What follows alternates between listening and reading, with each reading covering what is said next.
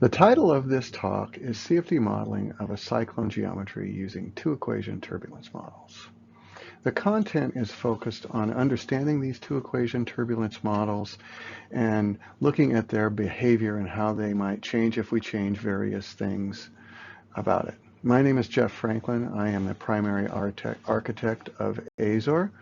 My contact information is shown here through LinkedIn, and here is my email address. So before we dive into this, let's get a little bit better understanding of what a cyclone looks like and what the fluid is passing through it here. It's basically standard air, and here are kind of the physical properties of the cyclone. The flow structure in here, if you watch this, here are some path lines. If we were to drop some dust right here on the inlet, it would kind of circle around and then eventually leave the top right here. So this is the inlet to our cyclone geometry, and this is the outlet.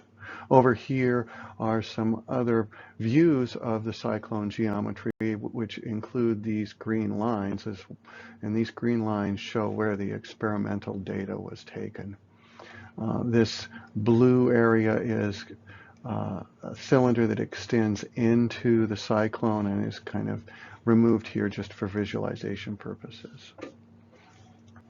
The experimental data that we have is taken from a thesis some time ago in 1983 where they gathered the experimental data at the University of Denmark, if you're interested in looking at that. The experimental data in general that we're going to be looking at is the open loop experimental data, which means that basically the flow is driven into the cyclone on this surface, but then it's allowed to exhaust into an open room on the outlet. Here is a little bit more detail about the actual geometry, so we have a feel for the length scale and size of the cyclone. So the nominal outside diameter of the cyclone is 288 millimeters.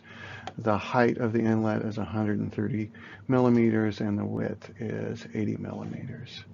So the red lines here show where the experimental data was taken in height, and then you can kind of see, rotationally where in the cyclone the experimental data was gathered here.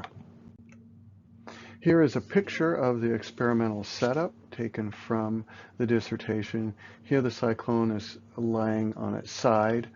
Here is the source. This is the square inlet to the cyclone. There's another view taken from the thesis. This is on the exhaust side, so right over here is the square inlet.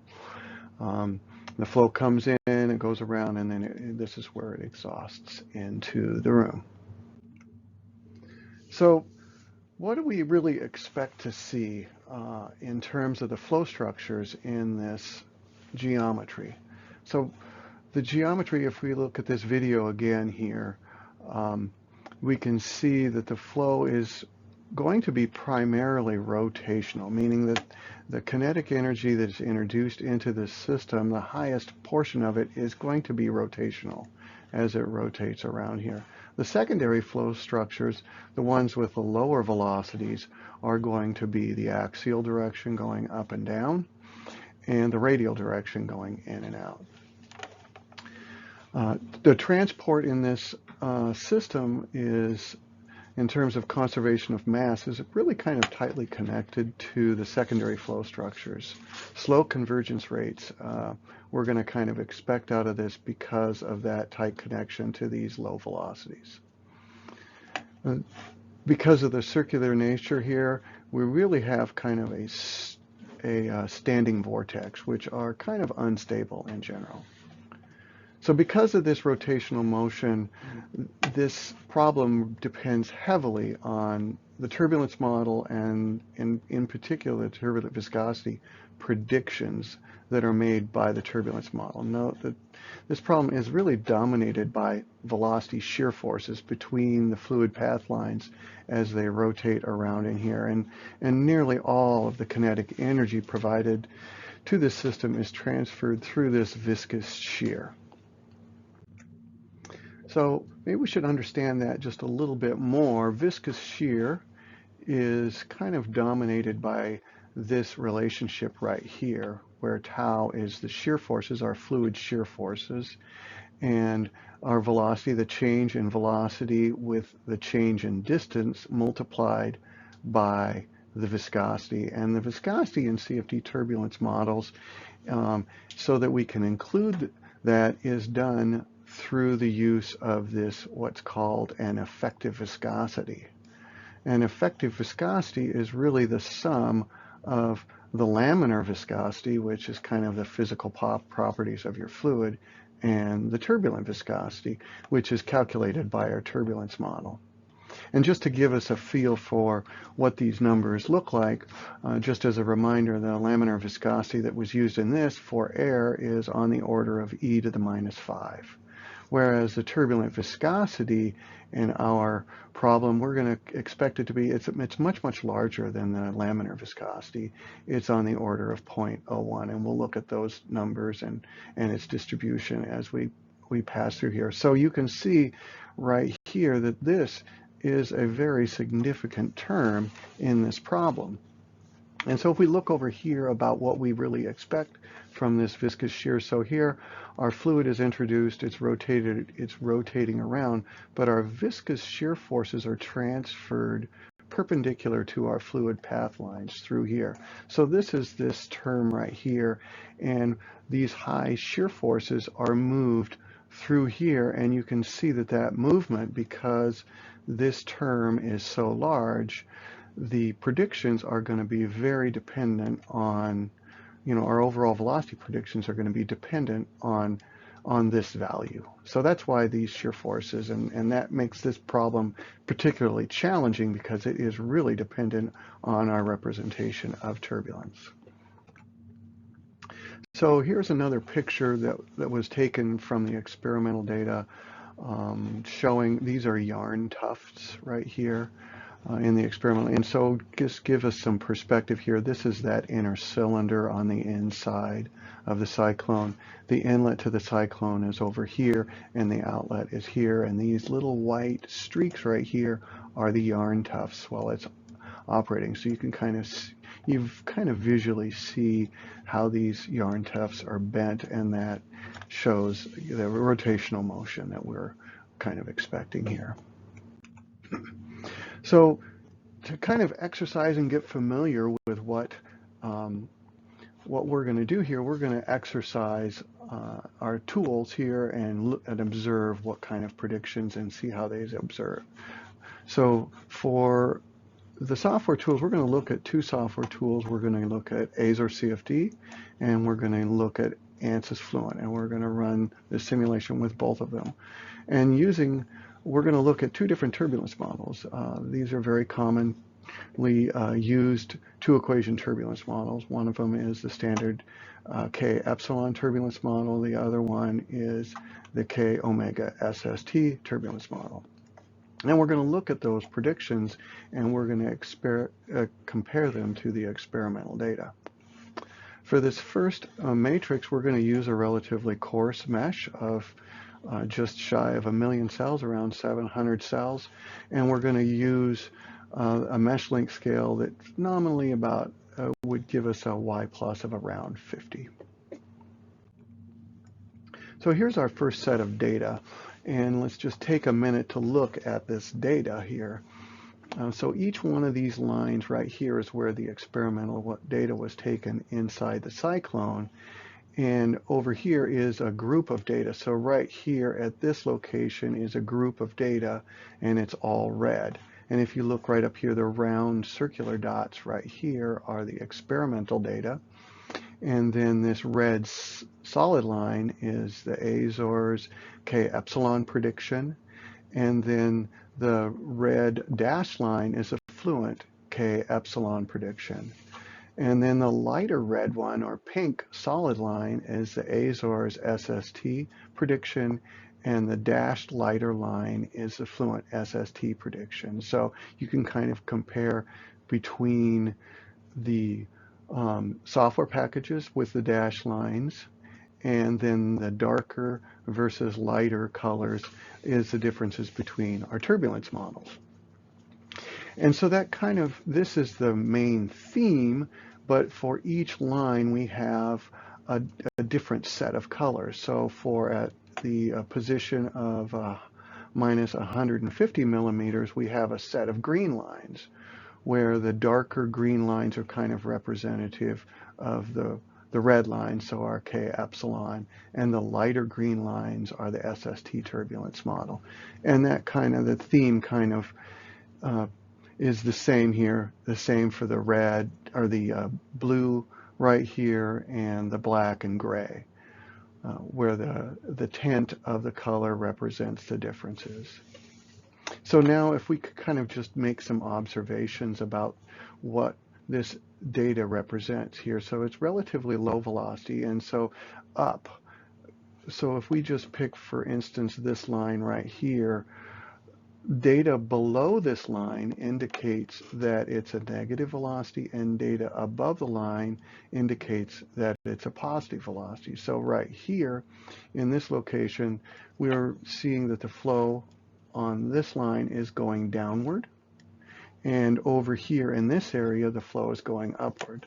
So like the axis right here that we're looking at is the radial position. So this position right here is at the center of our cyclone, and this position right here is the outer radial position of our cyclone, and this axis right here is the height. So each one of these locations in here, and then you'll see in some of the others there's a solid black line shown right here, which is that solid cylinder, kind of representing where that solid cylinder is in the geometry. So that's the general flow structure and how we're going to look at the experimental data in comparison to the predictions that are made.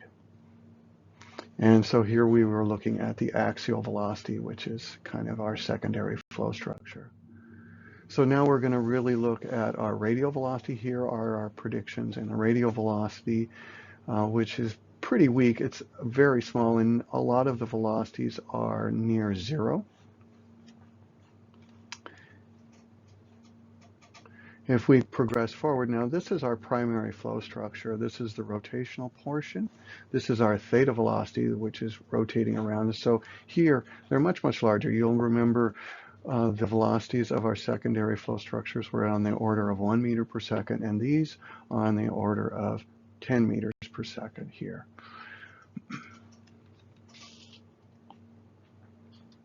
And it's the same theme. So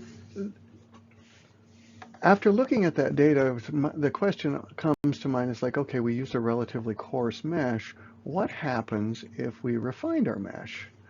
So we're going to look at this data, we're going to run another simulation, and we're going to run a simulation with not just like right around 1 million cells, we're going to run it with 50 million cells.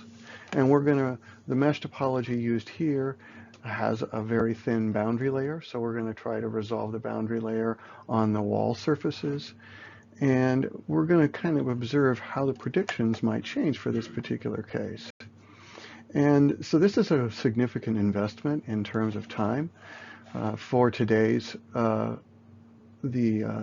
hardware that was used, it took about a day to run the coarse grid model, but this one took, because of the rotational motion in here and the long run times, it took about 3 weeks to run this the fine grid model.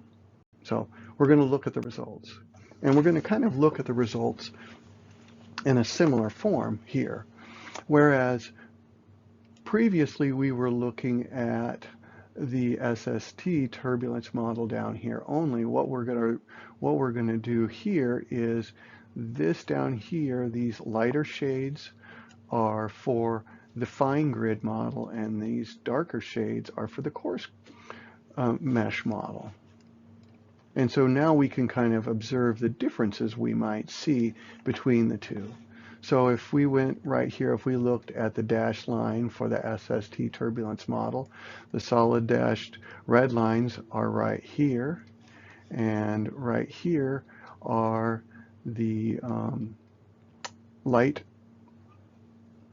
red lines are right here. So we can kind of look at the differences in the predictions between these models, between the coarse and the fine for this turbulence model. And you see there's not a lot of difference between these predictions, even when we have significantly more mesh density for the secondary flow structures. So here is the radial velocities. Here, again, you don't see a lot of differences between the predictions. Even our rotational, our primary flow structures, you just not see. So even though we had a lot more density in our mesh, it really didn't change our predictions that much. So in this particular case, by refining the mesh, didn't really give us a lot better prediction, that matched the data. Because like in this particular case, this is a challenging case, and so the ability of the CFD tool using these two equation turbulence models to predict these flow structures on the inner core, it's very challenging to get those. Here where the trend is there, maybe the magnitude is off a little bit, but the inner core, and that makes a fair bit of sense, because we said that these shear forces are transferred from the outside to the inside through the turbulent viscosity. And so by the time it reaches the inside, you can guess that maybe that makes, combining errors would make the predictions on the inner core quite challenging. So another bit of data that was available from the test data was the pressure drop for this system. So the experimental data indicated for the case that we're running that the pressure drop for the system would be about 446 pascals. And so here are the differences. You can kind of look in this table to see what the difference is between the predictions and the experimental data here. And you can see probably the best prediction for the matrix that was run here in terms of the coarse and the fine mesh was the Azore prediction being 30 pascals from the experimental data. So what other kinds of things can we learn about this in terms of how these turbulence models behave, and just in general about flow structures like this? And one of the things is, how do you judge convergence in terms of this? So the fine grid mesh, it took a very long time to converge, and watching residuals is sometimes challenging to decide whether or not the simulation is done. Has it stopped changing? And this fact can be challenging, especially if you're trying to use a simulation to do design work in particular. When you're waiting for long run times, it's sometimes tempting to say, all right, the solution is close enough. I'm going to say that that is good enough for the predictions that I'm making, and go on with it. But that can be challenging if the solution is drifting very slowly and you run many simulations. Then the location and when you stop it and judge convergence, especially if the differences in how this converges and those magnitudes begin to become around the same, like the tolerance becomes the same as the differences between your design simulations, and then it might become difficult to evaluate between these design simulations and discern whether or not it's a convergence difference or it's actually a difference in the design change that you may have made. So here are the residuals for the fine grid K epsilon turbulence model. And one of the things here that is very interesting is this simulation ran 200,000 iterations, so a lot of iterations. And this area right over here, if we were not using point monitors, it would be very tempting to observe along here and think that the solution is done and converged, because we nearly went 20,000 iterations and the residuals did not change a lot. But if we look over here at our point monitors, we can see that they're still changing in this area pretty significantly, indicating that the model is not converged. And the residuals see, like once the solution gets to a point where it is settled out, you see a dramatic drop in the residuals. And it would be very tempting if we were only looking at residuals not to stop it before this behavior begins.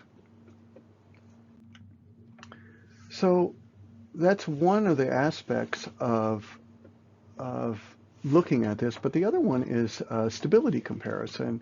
One of the common observations in the differences between the K epsilon turbulence model and the K omega SST turbulence model is that the K omega SST turbulence model tends to show instabilities more commonly than the K epsilon turbulence model. And in particular, why is that? So we're going to kind of explore why that might happen. And we're going to use this test case as a platform to kind of try to get a better understanding of that.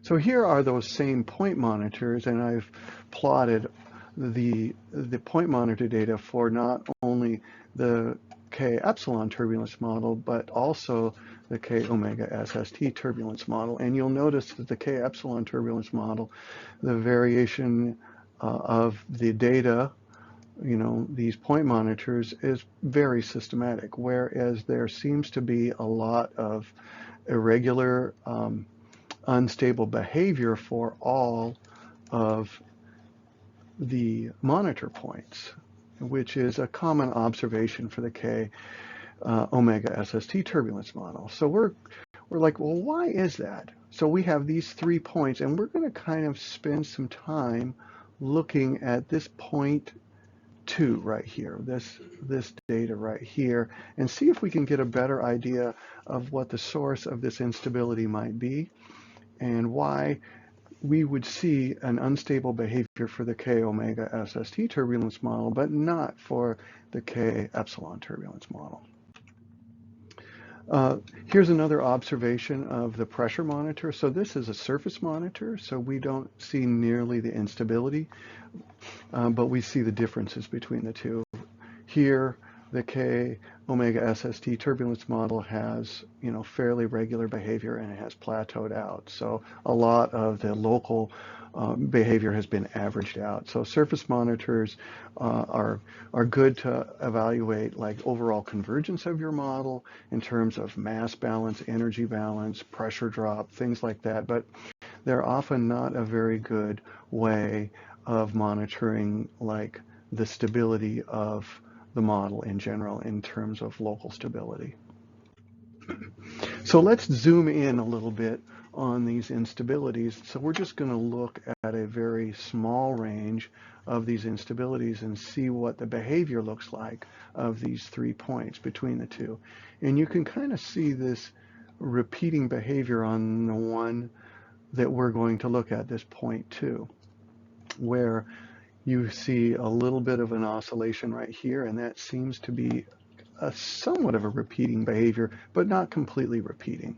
And if it was like an aerodynamic, truly aerodynamic, you would expect to see a very repeatable pattern in the point monitors here. So this kind of indicates that it is likely, it might be aerodynamic, but probably not, because we're not seeing a very repeatable pattern in how the velocity is unstable in this area. So let's look in particular, one of the largest differences between the K epsilon turbulence model and the K omega SST turbulence model is how the turbulent viscosity is determined. And in particular, the turbulent viscosity is determined, there is a limiter that is used to control the magnitude of the turbulent viscosity here. And here, so we have, it's basically the ratio of the turbulent kinetic energy divided by the dissipation rate in some way.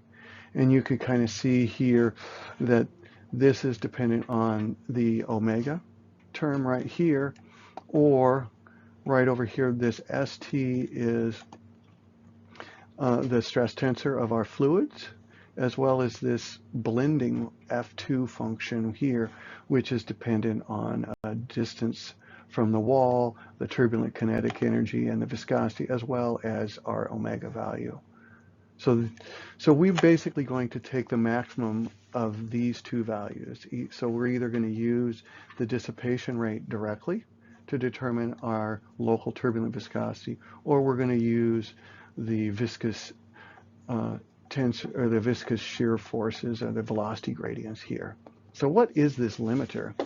This limiter limits the production to dissipation ratio inside the turbulent boundary layer, and it's based on this Bradshaw hypothesis that says that the shear stress is proportional to the turbulent kinetic energy in attached zero pressure gradient boundary layers. So this is where this hypothesis comes from, to try and keep the turbulent viscosity and honor this hypothesis.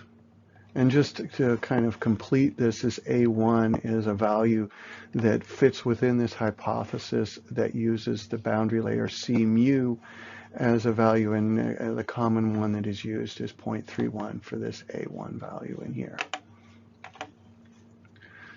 So you can see here in general, this limiter is going to make our turbulent viscosity lower than, if it's activated, it's going to make the turbulent viscosity lower. So let's look at a comparison between these two turbulence models. And what we have right here is just a cut through. This is the fine grid model, and we're going to look at, so on the left we have the K omega SST turbulence model. And on the very far left, this is the turbulent viscosity where the limiter has been activated. To the right here is, we said, well, let's just use and look at the turbulent viscosity without the limiter. Let's just use our omega value here. So you can kind of see the effect here where the turbulent viscosity is forced to be lower in these areas. Whereas and if we kind of compare over here the K epsilon turbulence model, we see kind of this bulbous behavior over here. It's generally a little bit higher in the K epsilon in terms of the magnitude in the middle, but the shape is very similar. So this is kind of some observations of the differences we would see between these turbulence model predictions and how this limiter is impacting our turbulent viscosity. And we know, from our just general understanding here, that turbulent viscosity has a significant impact, or can have a significant impact, on the shear forces between the fluid path lines down in this area. So let's take a little bit closer look at when this turbulent limiter is activated. And so what we've done here is we have over here those two images that on the previous slide, but over here we have a due variable. And what I've done here is taken the difference between this value and this value.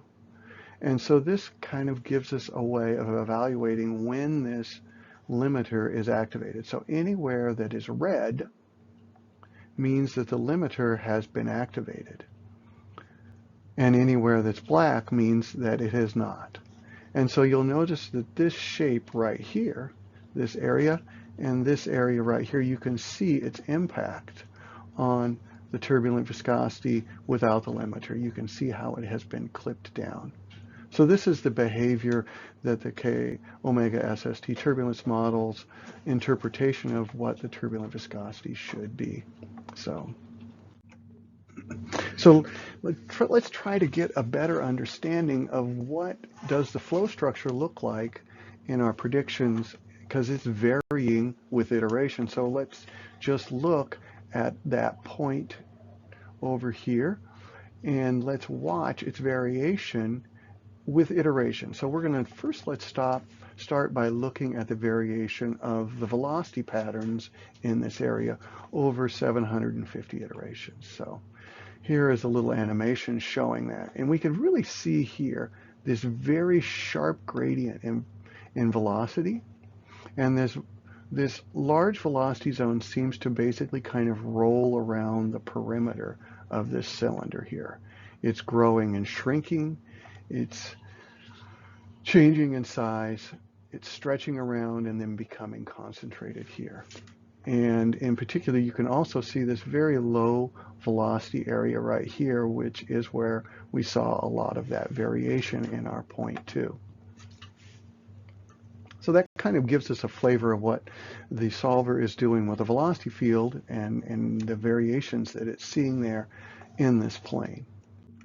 So I guess the next question is, what does the turbulent viscosity look like in that area? So let's just look at how the turbulent viscosity varies with iteration over these the same 750 iterations. And you can see again, you can probably speculate that this right here, see that really sharp line in the turbulent viscosity?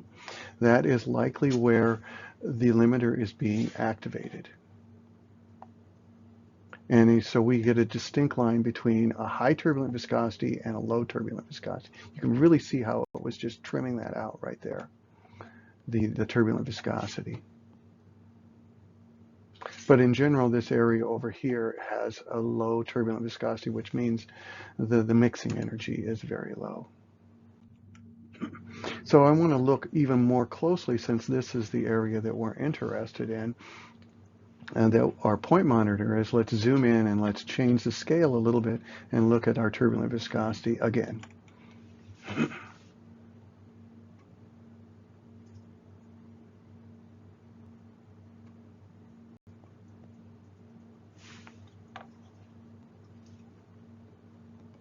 So you can see we're kind of hovering between a pretty low mixing level in terms of everything around here. This is kind of a pocket of low turbulent mixing.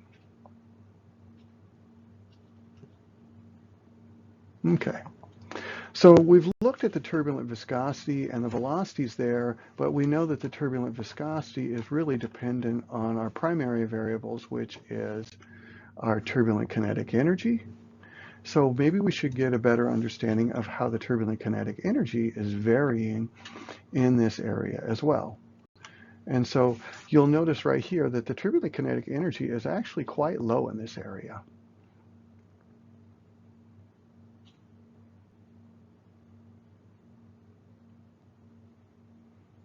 But it is moving around quite a bit.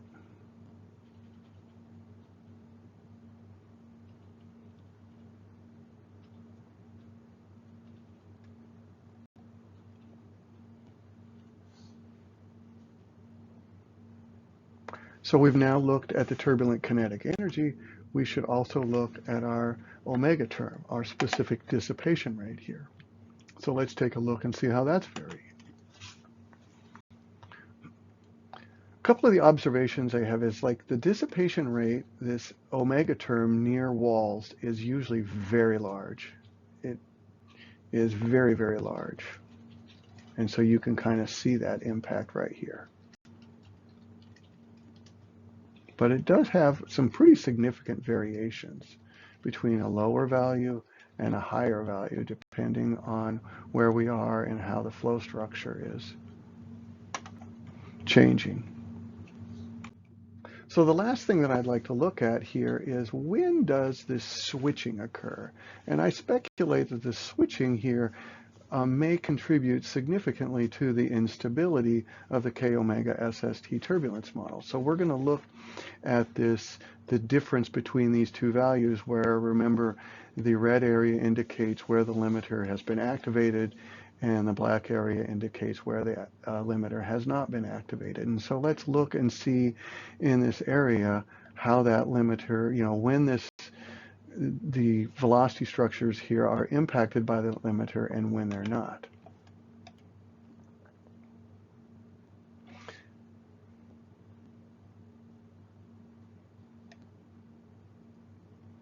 So we can see now it's limited, now it's not. Okay, it's going to be limited now, and now it's not, and now it is again.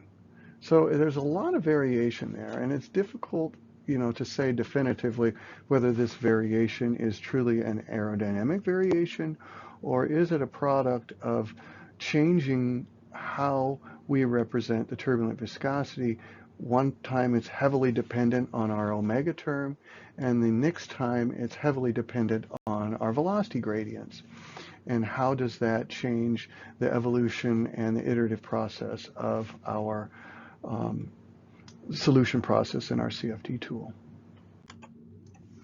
So what are some of the observations we have here of the K omega SST model? So limiters are used really to kind of control the local turbulent viscosity according to this Bradshaw relationship that hopefully brings things into a better range in terms of what's expected for turbulence.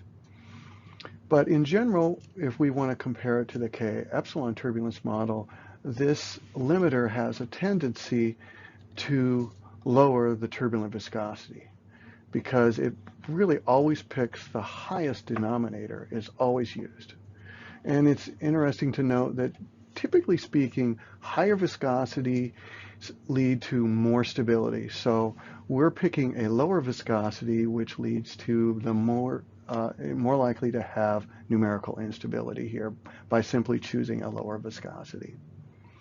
This limiter also, you'll notice, introduces a very rapid variation in the turbulent viscosity, which is now a variable that's used to solve. And it's common knowledge that if you have a rapid change in any field that's used for the solution process, that can introduce instabilities as well as these variation, that very sharp variation is not fully resolved. So I guess some of maybe the takeaways here, if instability is really encountered when you're running a K omega SST turbulence model, you might want to take a look at the viscosity, the turbulent viscosity gradients, and see whether or not they're resolved sufficiently. You might want to also double check your inlet turbulence boundary conditions because the turbulence values are highly dependent on your inlet, and if you have chosen a turbulence value on the inlet that is maybe not appropriate, it could activate these limiters inappropriately and affect how your predictions are made. And then if you look at it and you think that it is truly an aerodynamic instability, then perhaps you would want to consider running a simulation as a transient simulation. So just to summarize here, the things that we've learned, we've looked at a coarse grid solution for 2 different software packages and 2 different turbulence models. We saw very little difference between the software packages. There were some differences between the turbulence models, but in general, if we use the experimental data as a yardstick, it wouldn't say that the one turbulence model is significantly better than another in terms of capturing the actual experimental data. We looked at 2 turbulence models using the fine grid solution, and what we noticed in this particular case is that we really didn't improve the solution fidelity in terms of capturing the experimental data by increasing the mesh fidelity in this particular case. We reviewed some of the instability aspects of the K omega SST turbulence model predictions. In particular, we looked at the limiter here, these Bradshaw hypotheses, and we noticed that the SST turbulence model results in less dispersion. And this means that there's slower turbulent dispersion if you want to compare your results to K epsilon turbulence model predictions. And this is likely going to have a pronounced impact on things such as temperature or mass fraction fields. So if you're looking at the dispersion of these fields, you're going to expect that dispersion to happen more slowly for the mass fraction and temperature fields if you compare results between the K epsilon turbulence model and the K omega SST turbulence model, especially if these limiters are activated in the model. And lastly, since the SST turbulence model limiter, if it is activated, it's going to result in a lower turbulent viscosity, which could lead to instabilities. So in general, you're probably going to expect a higher probability of instability in the K omega SST turbulence model than you would for the K epsilon turbulence model. So that kind of concludes the content that I would like to cover in this model. If you're interested in seeing more videos with this type of content, you can look on the YouTube video channel here or on the Azore CFD website.